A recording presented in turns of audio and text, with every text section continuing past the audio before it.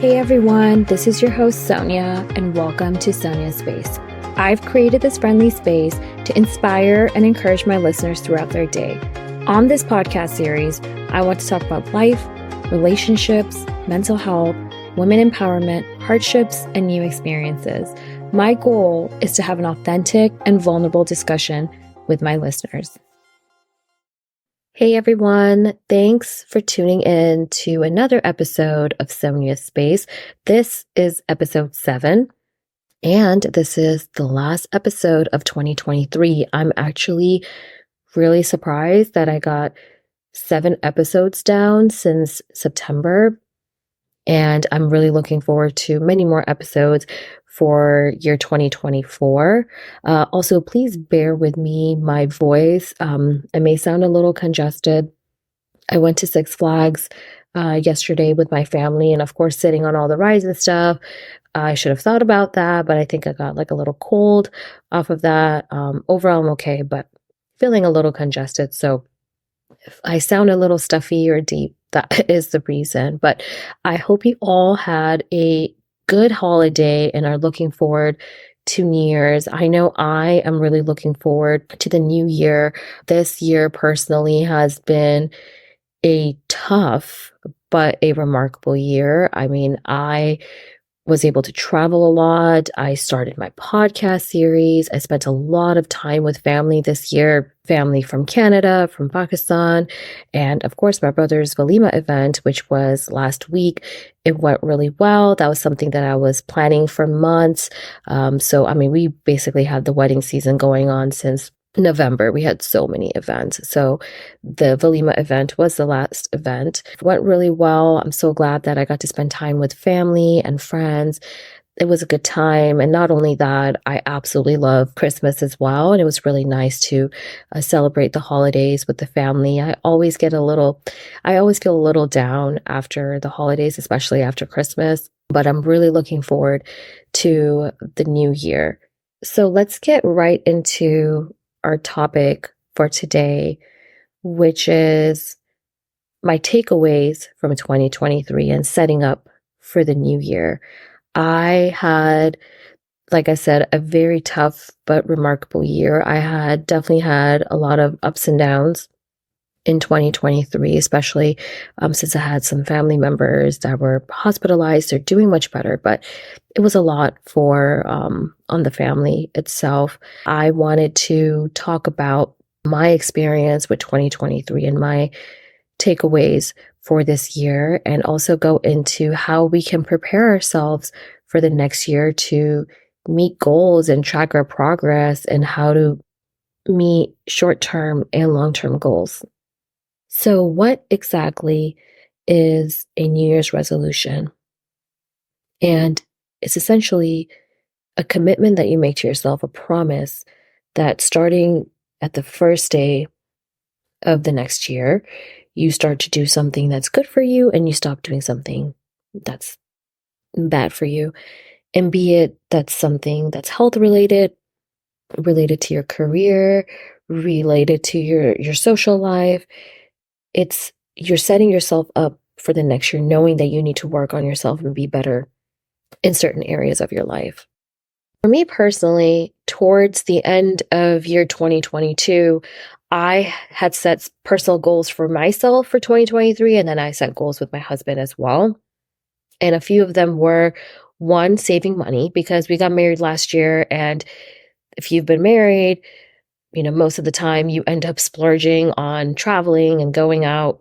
We really wanted to focus on saving money for the year 2023. Also, we realized, how much we enjoy traveling with each other. And that's another thing we wanted to do. We wanted to do a lot of mini trips in 2023. And also, one of our other goals is to do one international trip per year, if possible. So we wanted to do that as well for 2023, which we were able to do. And then, of course, like with being married and you're going out and you're traveling, you're also gaining weight. So I did gain some weight, I would say from like my wedding till like mid 2023, but I took this opportunity to make sure that I work out, I'm consistent. I have a consistent workout routine, adding more protein to my diet and adding more water to my diet and avoiding foods with preservatives and sugar. So these were the goals that I set for myself. And my takeaway from that with setting these goals is that I didn't reach my goal to the very end, but I'm definitely better than where I was at 2022. So I want to come on here and say, you may not get to your ultimate goal for 2024, but at least you know that you're working towards your ultimate goal and you're taking the steps to make it work and making certain changes in your life. And, getting married is a change, changing your eating habits. It's a huge change. You have to do things in moderation and you have to build a certain type of mindset and build onto those habits. And that takes time. So it's a whole evolving process that you go to. And then towards the end of the year, you kind of reassess and refocus and reprioritize, like, how would I want to do things differently for 2024? Regardless of the shortcomings from this year, I also had remarkable things that happened to me as well. I mean, I started my podcast series. I didn't even think that I would do something like this in 2023. Like, I've been wanting to do it for some time, but just the middle of the year, I was at a point in my life where I was like, I need to start something. I have this anticipation for starting a podcast. I've been wanting to do it, so why not? And it's crazy that I'm already at episode 7. And I taught myself how to record a podcast, get the right equipment, editing the podcast. That's a lot, and that takes a lot of work. And I had to teach that to myself, all by myself. And I'm really proud of myself for being able to do that, regardless of the other things that have happened in my life in 2023. My other takeaways from the year 2023 that maybe you can also relate to as well. One of them being your mental health and spiritual health is just as important as your physical health. I've been better about working out this year, but I feel like so many things that happened to me as well, in terms of like family stuff or just work or things of that sort, where like I was feeling so much burnout this year, and it caused an immense amount of mental fog and anxiety for me. And I had a lot of trouble managing my anxiety this year and trying to give myself the time and space to relax. I realized that focusing on my physical health, but I didn't focus too much on my mental health. Not that I'm not aware that it's not important. I just didn't apply it towards myself. I was so burnt out that and if you've been burnt out, you know that when you're that burnt out, you just don't want to do anything.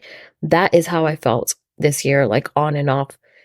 But in reality, your mental health and spiritual health is so important. And that also relates to how good your physical health will be. Because if your mindset is in the right place, your physical health will be in a better place. And you'll be better about dieting. You'll be better about working out. And you'll be better about what you're exposing yourself to in general. Another takeaway from 2023 is consistency and showing up for yourself is your superpower. Now, there were 2 areas of my life where I felt like I was more consistent than usual. One of them was working out, not 100%, but I definitely found something that I truly enjoy doing, and that is cycling. So I've picked that up for 2023. I go to the gym that's the closest to my house. It's probably 2 minutes away. So convenience is really important to me. And after work, I just go to the gym and work out, and I absolutely enjoy it. And I'm going to continue doing that for the year 2024. And because I was consistent with doing that, I lost almost 10 pounds. So that was really good for me. That wasn't like my ultimate goal, but it's still a lot. So I'm glad that I found something that I actually enjoy doing. And I'll be open to trying different things, but I know this is something that works for me in terms of like convenience, timing. I mean, the music's great, the vibe's great. I love going to the cycling class at Gold's Gym.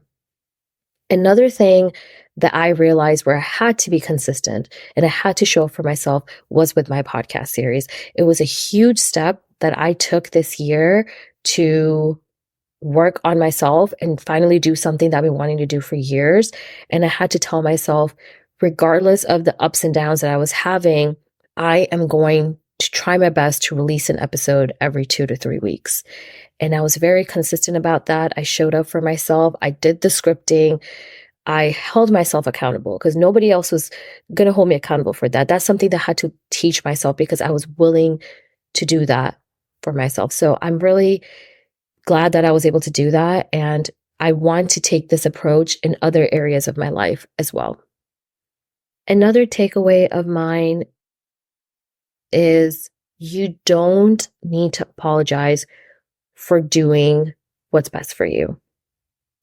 And sometimes I struggle with setting boundaries with others and myself. And I have to tell myself, hey, like you're about to do something that's not necessarily good for you mentally or physically. Do you really want to like go out of your way to do it? Or is this a time to step back and not do it and take care of yourself? And I had to constantly teach myself this year, and I wasn't, totally good about it either, but I've learned that it's not being selfish if you're taking care of your mental health and your physical health. You have to do what is best for you. And I've learned to say no to things. I've learned to say no and not shown up to places because I didn't want to or need to. And I feel like I have stopped apologizing for putting myself in certain situations. And I've been reprioritizing certain aspects of my life. And if someone isn't willing to understand me or respect my time and understand where I'm coming from, then that's on them. But I am going to focus on, of course, being there for others, but to a certain degree. Also, finding gratitude in the little things. I know it sounds so cliche, but that works. But it does help you mentally. It really shifts your perspective onto things. Just thinking about being able to sleep in a comfortable bed, or getting out of the house to go get your favorite dessert, or spending time with my cats, it really shifts your current perception of stress and anxiety to thankfulness and appreciation, and helps your day go by better. And that's another thing that I want to get into, which is a takeaway of mine, is your mindset and your perception is your reality. If you have a negative mindset, you will have negative approaches towards things, and you would have a negative mindset over everything. Everything is perception, and it truly creates your reality. You may look at something in one angle, but another person may view it differently based on their own experience and mindset. So when you're having a disagreement with somebody, or when you're approaching something that may be different than somebody else, you have to keep an open mind and understand where that person is coming from and come to a middle ground. One should be willing to change their perspective and develop different perspectives on life in general. I think it's a great way to keep an open mind and show appreciation and showing a positive mindset throughout all areas of your life. And it comes down to how to deal with people, how strong your relationships are, and how to live your day-to-day life. And it also comes down to focusing on what truly matters. My last takeaway from 2023 is surround yourself with people that are good for your soul, be it family members, be it friends. You want to be around people that make you feel good.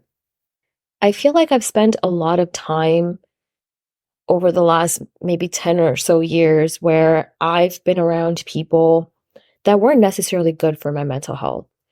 And when I finally understood that and started to get out of my comfort zone and set certain boundaries, I've realized that it really opened doors for me to be around people that were actually good for my soul.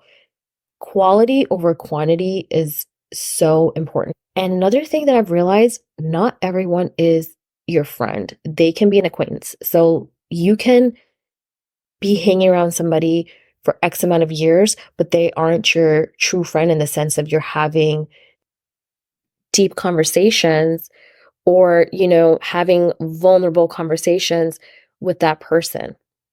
And that's okay. There's nothing wrong with that. But I feel like I've readjusted this aspect of my life, and for the people where I'm having vulnerable conversations with, or people that I'm spending a lot of quality time with who are making me feel better and we're uplifting each other, I've given most of my energy to those people. So I've put more focus into people and things that fulfill me. And I've spent more time doing those things, be it my family members, be it my husband, be it my pets, be it certain friends.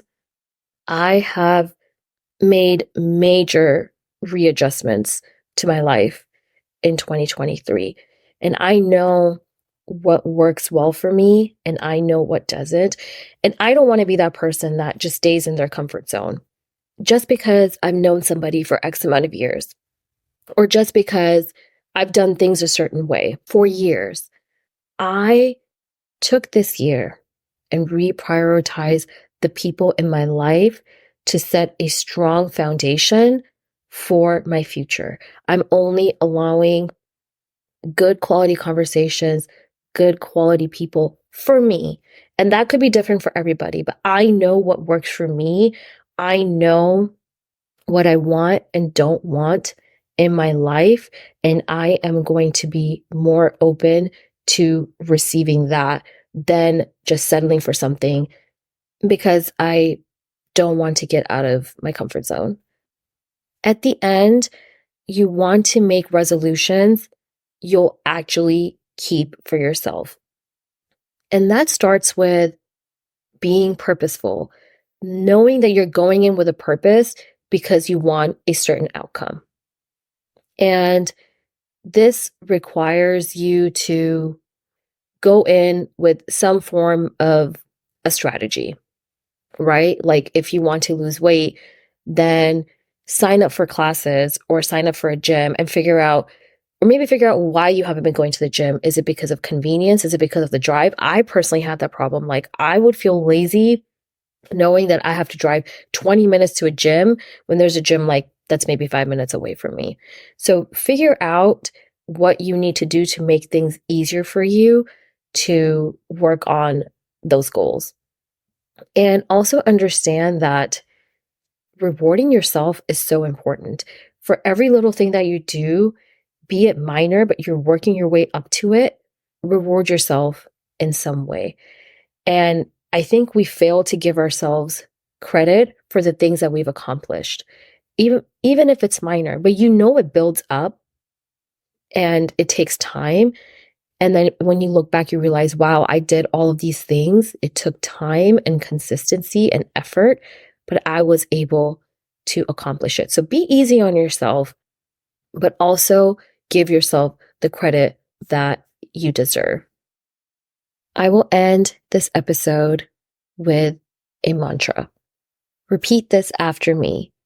In 2024, I will be more grateful and intentional with my actions.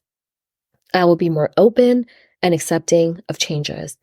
I will embrace these changes and tackle these challenges head on. I will learn to conquer my fears while showing up for myself and honoring myself. I will use this year as an ongoing adventure for my life. It's the new year, a new beginning. Thank you so much for listening in today. I am so grateful for all the support and feedback I've been getting. Don't forget to follow and subscribe to Sonia Space and follow me on Instagram for sneak peeks on upcoming episodes as well as other inspirational content. I hope your day goes well and I've left you feeling inspired. Bye-bye.